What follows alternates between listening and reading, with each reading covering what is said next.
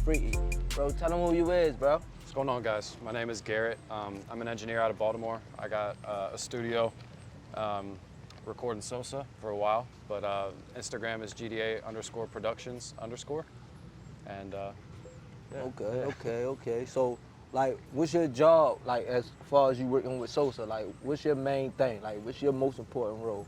Obviously, all the technical stuff is important, but you can kind of teach anybody to do that. Right. You know what I mean? Like, bringing the best out of him, bringing the best out of an artist, and like recognizing when they're uncomfortable, when they're comfortable, when they're in their zone, when they're not, and different things that you can try to change. Just little stuff, even just like lighting. Like, is it a dark song, happy song? Like, is there anything that I can do in the space and like with what I can control to facilitate him giving the best performance that he can get? Right. You know what I mean? So like, even just like last night when we were at the studio, like he was like, all right, that was cool. And I was like, let's try to do one more, a little bit different. Yeah. Or, you know, like go back in there, do a high one. Just trying to like get that push. Yeah, push him to like get the best product possible. To stroke that ego, let that artist know, like, man, be you, bro. Right, absolutely. Like, you got absolutely, this. This bro. is made for you. I get that.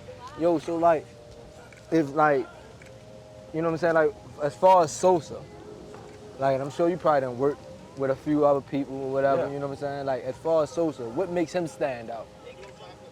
Bro, we were kind of talking about it at breakfast, but like, he's so humble. Like, he comes in with no ego. Facts. Like, I mean, he's like, how he carries himself is very like, I don't know, just he doesn't think too highly of himself to come in with this like, nah, I know what's up, and arrogance. He takes anything I say with like, all right, let's try it. You know what I mean? Like, even if sometimes it's a bad idea, but he's like, let's try it. Like, who knows? Like, we're both in it for the same goal. Facts. We both want the same thing, which is the best product possible. Makes him look good, makes me look good. It's like we're in this together. And we'll eat together. Absolutely. Right. Yeah, so you agree? Like, I after all these interviews that we done did, like, I seem like the main topic that everybody leads to is like collaborations, working with other people. So you agree that like that's the best option for anybody that's like coming up? Yeah, I mean, like, I think that was a mistake I made when I was starting out. I mean, especially being an entrepreneur, and like, you just kind of had to put your head down and just do the work. And sometimes you can neglect just because, you know, I mean, like, you're trying to pay your bills with this. You're trying to, so it's so hard to like sometimes think about like taking an opportunity not as like a money opportunity, but just as like networking, collaboration, like do stuff that you think would be fun and cool, and you're probably going to meet people that are actually going to end up helping you along in your career more than just taking some bread. You know what I mean? It's just like, I think that's something that I definitely wish I would have started doing sooner. Like, I really only started doing that in the last 2 years probably, just more collaboration and more like, I don't know, just like other people who have studios, other engineers, just going to their spot and just hanging out. Right. And like, that was something that like, I was like, nah, they're competition. Right. You know what I mean? Like, no, Facts. they win, we win, like the whole community, everybody wins. Right. Everybody grows together. Exactly, I understand. So like, coming from like where we come from, small city, Baltimore, Maryland, you know what I'm saying? Everybody try to find a wave. You get what I'm saying? You say you just started this wave of collaborating in the last 2 years. Definitely. So before that, what would have been the best advice you would have gave any artist?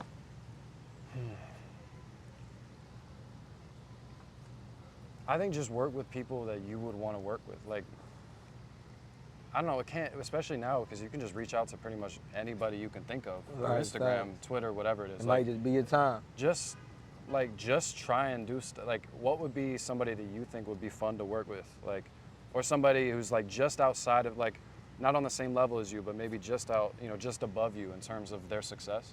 And like, they're not going to be untouchable. You know, reaching out to Drake, reaching out to, obviously that's not possible. But like, just kind of like, no, this is somebody that I admire who's like, you know, doing it better than I am, more successful than I am, whatever it is. But like, just, you know, they're not too far along to like disregard you. Right. And if they are, then they're not somebody you would want to work with anyways. Basically, it's steps. You know what I'm saying? Definitely. You gotta start with your locals. Correct. Then you go to your majors. You know what I'm saying? You gotta take your steps. You gotta be real with yourself. Definitely. I understand that, bro. Give them one more time. Shout out to people out, tell me your Instagram, Twitter, anything. Appreciate it. Yeah, website is gdaproductions.com. Instagram is gda_productions_. But yeah, we got studio time, 70 an hour space, 40 an hour space. We got multiple engineers working all days of the week. So hit us up. We'd love to work with y'all. Yeah, it's the KickDoor podcast, VAG Free, Baltimore to Miami edition. You know what's up. Bro, give my people your name. Edgar, E.T., E. Hefner, E. Money. It's been a lot of different things over the years. Facts.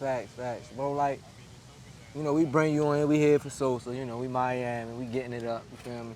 But like, in this, like, since we've been here, like, what's the biggest experience that you had since you've been here? Just in Miami? Just in Miami. The studio session last night was legendary. Yeah. There's a lot of different aspects that go into that to be able to create an environment like that. A situation that's as productive as that. But yesterday was, everything was, you couldn't ask for more perfect, everything hit it. Facts. Across the board. Bro, like, I almost forgot. Like, I need you to make sure they know your Instagram, though, so they know what you do. Like, they need to know what you do. Edgar, What's your job? period 2. I'm one of the executives at the label Stiff Arm Records, at Stiff Arm Records, www.stiffarmrecords.com. Stiff Arm Records, you know what's out here, ball the ground. We gonna make it happen. Bro, look, I wanna know, like, my people, you know, we from Baltimore. Right. You know, small town, everybody coming up. So they need to know, like, what you would give any upcoming artist from our city. Like, what's the best advice you can give any upcoming artist? Your music is a product that you're trying to sell. Most people don't like cheap shit. So if you're trying to find shortcuts to, you know, get hookups on beats, hookups on studio time. Facts. Not it. Have your money up front and invest in your product, invest in yourself. Because if you're not, how you gonna have a product that's worth selling to somebody else? What's gonna make a major label wanna come and say, oh yeah, we wanna invest a couple $1 million on this guy? If your product, your music ain't where it needs to be, and that's not what most artists think about. Yeah. They always think about, you know, this is my music, this is my product, but you need outside interpretation to be able to figure out. Right. Because makes sense. What people think is going on ain't really what's going on, you know. Interpretation is everything. Whatever you sell, you gotta make it sellable, basically. Yeah. Bro, product so, like, placement. Another thing, like, you know what I'm saying, like, I'm sure you done came across a lot of other famous people. Like, them run down your list for me. Like, tell me the people that you done came across that my city might not ain't seen, you know? I'm not sure, even honestly, living in Los Angeles, that's every time I go out the house, is somebody that I know. Yeah. I normally don't do the name dropping thing, especially with people that I work with, who I deal with and whatnot, but if you want that level of accessibility, you just got to stay focused and stay humble. Most importantly, stay humble, because I could sit here all day and talk name this, that, who. Yeah, we ain't. LA is popping, New York's popping. You follow me on Instagram, you will see what you need to see, and that's it. Facts.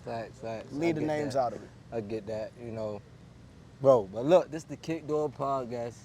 Tell them people one more time, what's your IG, what's all your information? At Edgar, period, Teal, at Stiff Arm Records. Okay. For the studio page, the label page, excuse me. And then www.stiffarmrecords.com. We up that website at least once a month. Make sure that all new videos and whatnot are on there, pictures. So if you really want to stay on top of what we're doing as a label outside of individual Instagram pages to see the big picture of what we're working on, that's the place to do it.